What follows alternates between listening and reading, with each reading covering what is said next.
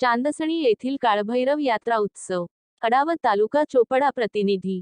अडावत गावापासून जवळच असलेल्या चांदसणी कमळगाव येथील जागृत देवस्थान श्री काळभैरव महाराज यांच्या यात्रा उत्सवला दिनांक 17 रोजी पासून प्रारंभ होत आहे।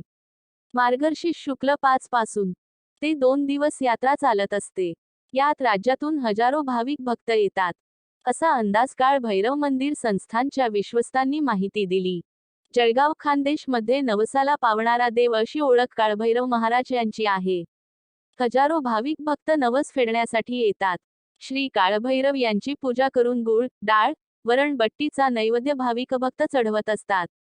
तसेच ज्या व्यक्तीला सर्पदंश झाल्यास त्यांना या काळभैरव मंदिर येथे आणले असता रुग्ण हा बरा, चांगले होतात व विश्वस्त व नागरिक अहोरात्र त्यांची सेवा करतात।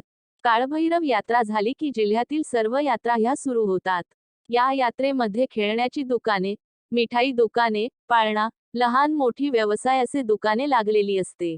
शालिग्राम तुळशीराम पाटील, मी संस्थेचा माजी सचिव।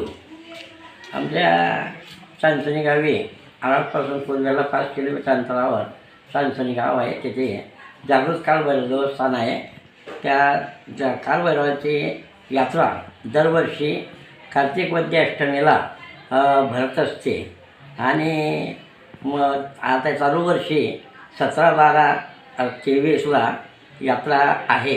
त्या यात्रेसाठी आजूबाजूचा परिसर नव्हे तर परक्या जिल्ह्यातून, परराज्यातून आणि लोक यात्रेला येत असतात आणि त्या ठिकाणी त्यांनी वर्षभराचे जे आजार दुरुस्त झालेले असतात त्यांचे ते नवस केलेले ते नवस फेडण्यासाठी ते यात्रेकरू येतात।